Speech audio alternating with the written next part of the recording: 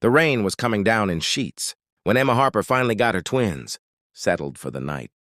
She stood in the cramped kitchen of their rental house, staring at the eviction notice on the counter, 30 days to come up with 3 months, back rent or they'd be on the street. Her hands trembled as she picked up her phone, scrolling through her contacts until she found her brother's number. Emma was 31 years old, with honey blonde hair pulled back in a messy bun and tired eyes that had seen too much struggle. She wore a cream-colored knit sweater that had seen better days, several holes from wear, a faded gray skirt, and mismatched socks because laundry had become a luxury of time she couldn't afford. Behind her, clinging to her legs, were her 4-year-old twins, Oliver, with his white blonde hair and serious expression, clutching a worn stuffed rabbit, and Sophia, with lighter hair and pink leggings, holding an orange stuffed fox that had been a thrift store find. Emma took a deep breath and started typing a message to her brother. James.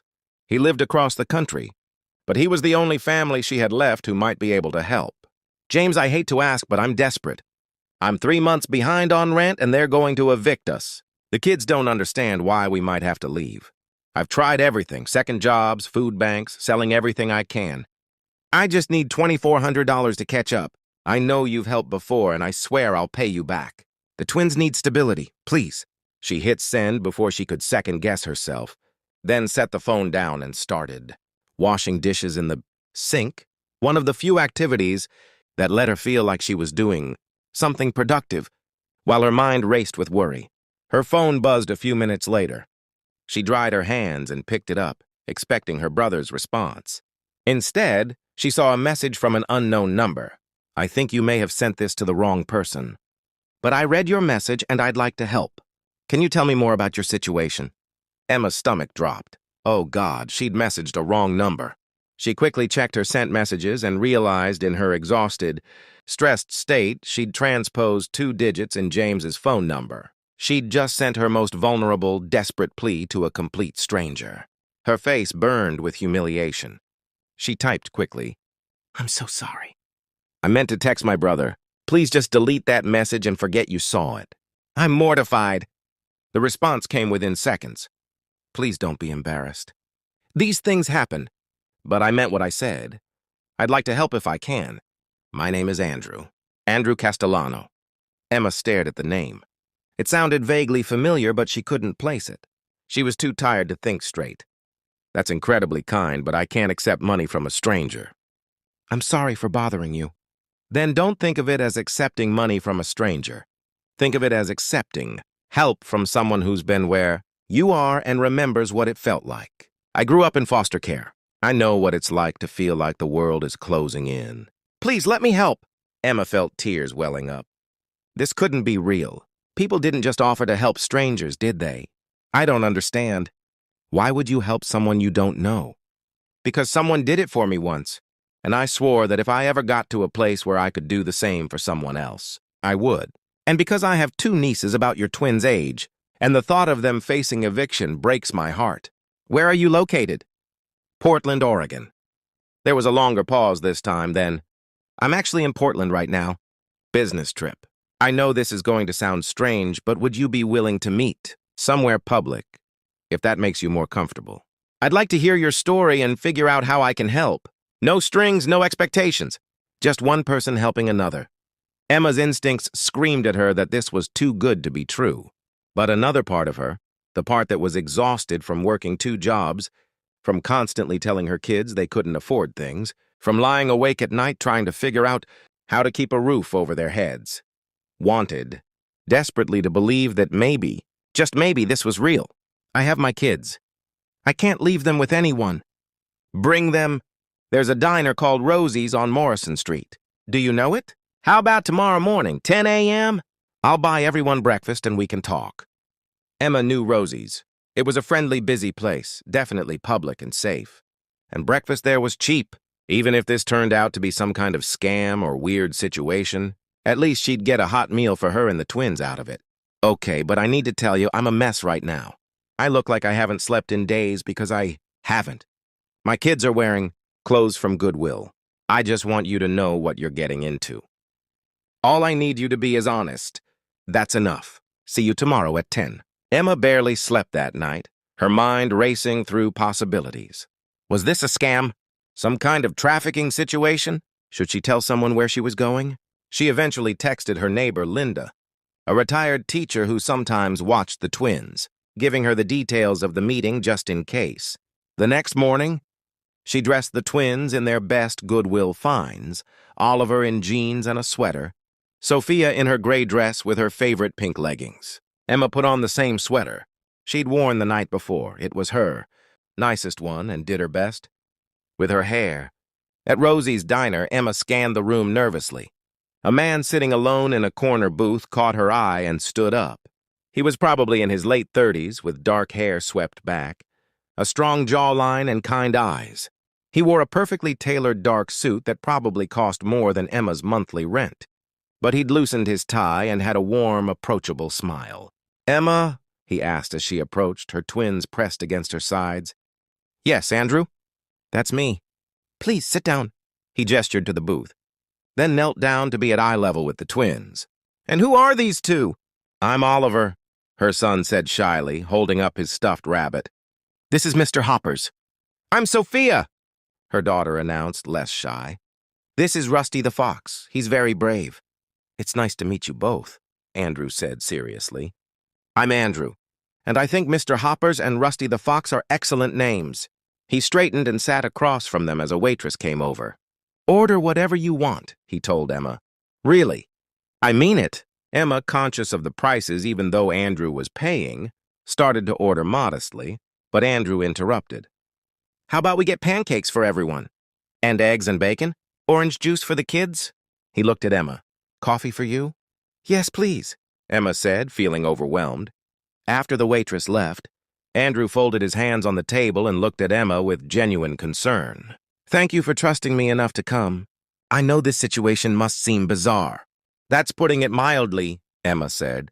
"I spent half the night convinced you were going to try to kidnap us." Andrew winced. "I'm sorry. I should have considered how this would look. For what it's worth, I'm exactly who I said I am, Andrew Castellano. I run a venture capital firm based in San Francisco. I'm in Portland, meeting with some tech startups we're considering investing in." He pulled out his phone and showed her his LinkedIn profile, his company website, even a recent article from Forbes about his investment portfolio. Emma stared at the information, slowly realizing why his name had sounded familiar. Andrew Castellano was a millionaire, possibly a billionaire, from what she was reading, and he was sitting across from her in a diner, offering to help her pay her rent. "I don't understand," she said quietly. "You have all this money, all this success. Why do you care about a wrong number text from a single mom you've never met?" Andrew was quiet for a moment, and Emma saw something shift in his expression, a shadow of old pain. "I told you I grew up in foster care. What I didn't tell you is that when I was 8 years old, my mom and I were evicted from our apartment. We lived in our car for 3 months. Then she got sick, pneumonia, probably from the cold, and she died in the emergency room. I went into the system after that. Bounced around from home to home for 10 years. Emma felt her breath catch. "I'm so sorry." "I got lucky," Andrew continued. "One of my foster families, the Castellanos, they were older. Couldn't have kids of their own. And they saw something in me. They adopted me when I was 16. Paid for college, believed in me, gave me the stability I needed to succeed. But I never forgot what it felt like to be that kid living in a car, scared and hungry and watching my mom try so hard to keep us afloat." He looked at Oliver and Sophia, who were coloring on the paper placemats the diner provided. "When I read your text last night, I saw my mom. Desperate, doing everything she could, just needing a break. And I thought, I can be that break for someone. I have more money than I could spend in 10 lifetimes. Why not use it to make sure those kids don't end up like I did?" The food arrived, and for a few minutes, everyone focused on eating. Emma couldn't remember the last time she'd had pancakes this good, or coffee she hadn't made in her ancient coffee maker at home. The twins were in heaven, syrup on their faces, chattering between bites. "Tell me about your situation," Andrew said gently. "How did you get to this point?" Emma told him everything. How she'd gotten pregnant at 26, with twins after a relationship that fell apart. when her boyfriend realized he didn't want to be a father. How she'd been a graphic designer before the pregnancy, but the company had downsized while she was on maternity leave. How she'd been struggling ever since to find steady work that paid enough and offered the flexibility she needed as a single parent. How she'd burned through her small savings, then her credit, then sold everything of value she owned. How she was currently working as a waitress during the day and doing data entry online at night. But it still wasn't enough to cover rent, utilities, food, and childcare. "I'm not lazy," she said, her voice breaking. "I'm working as hard as I can, but it's like I'm running on a treadmill that keeps getting faster and I can't keep up. Every time I think I'm about to catch up, something happens. The car breaks down. Oliver gets an ear infection. The daycare raises their rates, and I'm behind again." "I believe you," Andrew said, "and I don't think you're lazy. I think you're a single mother, dealing with a system that's designed to keep people like you struggling. So here's what I'd like to do if you'll let me." Emma braced herself. "I'd like to pay off your back rent so you're not facing eviction. That's $2,400, right? Consider it done. But I'd also like to set up a fund for you and the kids, enough to give you 6 months of breathing room. Time to find better work, to maybe retrain for a new career if that's what you want, to not have to work 2 jobs and never see your children." Emma felt like she couldn't breathe. "I can't accept that. That's too much. I don't even know you." "You can pay it forward someday," Andrew said. "When you're back on your feet and you see someone else struggling, that's all I ask. Help someone else the way I'm helping you." "Why?" Emma whispered. "Really, why?" Andrew looked at the twins again.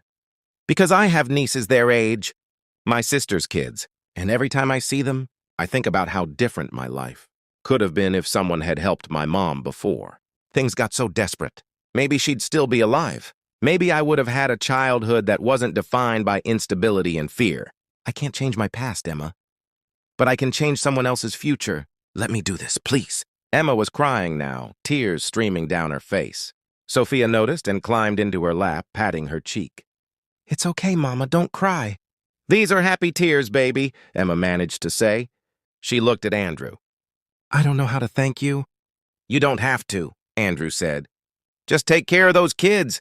Be the mom you already are, the one who's fighting so hard to give them stability. That's thanks enough." Over the next week, Andrew was true to his word. He paid Emma's back rent directly to her landlord, along with 2 months in advance. He set up a trust fund that would provide her with a modest monthly stipend for a year. Not enough to make her wealthy, but enough to stop the constant panic, to quit the night data entry job, to have time to actually be with her kids. But what surprised Emma most was that Andrew didn't just write a check and disappear. He checked in regularly, texting to see how they were doing, whether they needed anything.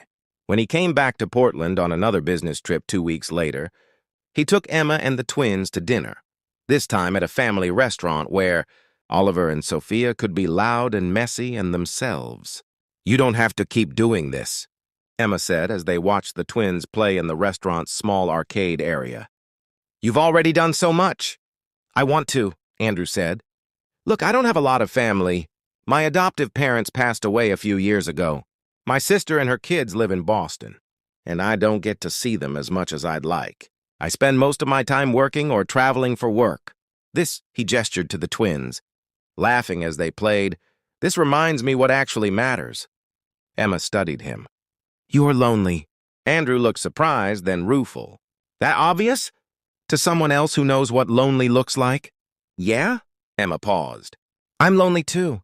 I mean, I have the kids and I love them more than anything. But adult conversation, friends, someone to share the burden with, I haven't had that in years." "Then maybe we can be lonely together sometimes," Andrew said. "If that's not too weird to say." "It's not weird," Emma said. "It's honest.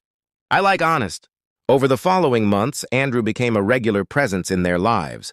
He visited Portland every few weeks, always making time to see Emma and the twins. He took them to the zoo, to children's museums, to parks. He helped Oliver with a school project about space and taught Sophia how to play chess, which she was surprisingly good at for a 4-year-old. He was patient and kind and never made Emma feel like a charity case. And somewhere along the way, without either of them quite planning it, their relationship shifted from benefactor and recipient to something deeper, Friends first, then something more. It was Emma's neighbor, Linda, who finally said what everyone else was thinking. That man is in love with you, honey. And unless I'm very much mistaken, you're in love with him too. It's complicated, Emma protested. He helped me when I was at my lowest. How do I know what I feel is real and not just gratitude? Because you light up when he texts, Linda said. Because your kids call him Andrew, Dad, and he doesn't correct them. Because when you talk about him, you smile in a way you never smiled before. That's not gratitude, sweetie. That's love. Emma thought about this for days. She thought about how Andrew listened when she talked. Really listened. Remembering details about her life and asking about them later. How he brought books he thought she'd like and coffee from the nice place downtown. How he sat through endless episodes of Kids, Shows Without Complaint, and built block towers with Oliver and Sophia that were engineering marvels. How he looked at her sometimes with an expression she couldn't quite name, but that made her heart race. When Andrew came to Portland the next time, Emma asked Linda to watch the kids for an evening. She invited Andrew to her house, the house she could now afford to stay in, thanks to him, and made dinner. "This is nice," Andrew said, looking around the small but cozy living room. Emma had been able to buy a few things to make it feel more like home, a comfortable couch, some artwork for the walls, toys for the kids that weren't broken or secondhand. "I wanted to talk to you," Emma said, nervous. "About us. About what this is." Andrew set down his wine glass. "Okay. When you answered my text that first night, you changed my life," Emma said. "You saved us from eviction, gave us stability, showed up when we needed someone. And I will always be grateful for that. But Andrew," she took a breath, "somewhere along the way, it stopped being just gratitude. Somewhere along the way, I fell in love with you. And I need to know if I'm alone in feeling this way." Andrew was quiet for a long moment, and Emma felt panic rising. She'd misread this. She'd made a fool of herself. She'd risked the best friendship she'd had in years by... "I fell in love with you the third time I visited," Andrew said quietly. "When Sophia had that stomach bug and you were exhausted from being up all night with her. But you still made sure Oliver felt included and loved. I watched you comfort her and read to him at the same time. And I thought, this is the strongest person I've ever met. This is who I want to be with." "Then why didn't you say anything?" Emma asked. "Because I didn't want you to feel obligated," Andrew said. "I didn't want you to think you had to return my feelings. Because I'd helped you financially. I wanted to make sure that whatever you felt was real and not just some kind of, I don't know, trauma bond or gratitude or..." Emma kissed him. It was impulsive and messy and perfect. And when they pulled apart, both of them were smiling. "That's real," Emma said. "That's me choosing you because of who you are, not because of what you've done for me. Although what you've done for me is pretty amazing." "You're pretty amazing," Andrew said, cupping her face in his hands. "You're raising two incredible kids on your own. You're working hard to build a better life. You're kind and honest and real. Emma, I would have fallen for you whether I'd helped you financially or not. The money was just the thing that brought us together. What kept me coming back was you."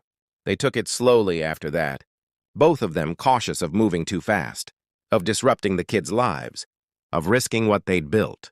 Andrew continued to live in San Francisco, but he arranged his schedule to be in Portland as often as possible. Emma started working again as a freelance graphic designer, her skills rusty but returning. Andrew connected her with some of his business contacts who needed design work. And gradually, she built up a client base that allowed her to work from home and be present for the twins. A year after that first accidental text, Andrew asked Emma and the twins to come to San Francisco for a visit. He showed them his condo, took them to see the Golden Gate Bridge, rode the cable cars with Oliver and Sophia shrieking with delight. On their last evening there, he took them all to dinner at a restaurant with a view of the bay. After dessert, he pulled out a small box. "Emma," he said, "a year ago you sent me a text by accident. But I don't think it was an accident. I think it was fate. I think you were supposed to find me and I was supposed to find you. You've taught me what family really means. You've shown me that love isn't about grand gestures, it's about showing up. Being present, choosing someone every day. I love you. I love Oliver and Sophia. I want to be part of your family officially. Will you marry me?" Emma was crying again. But this time it was different from that. Desperate day in her kitchen when she'd typed out a plea for help, this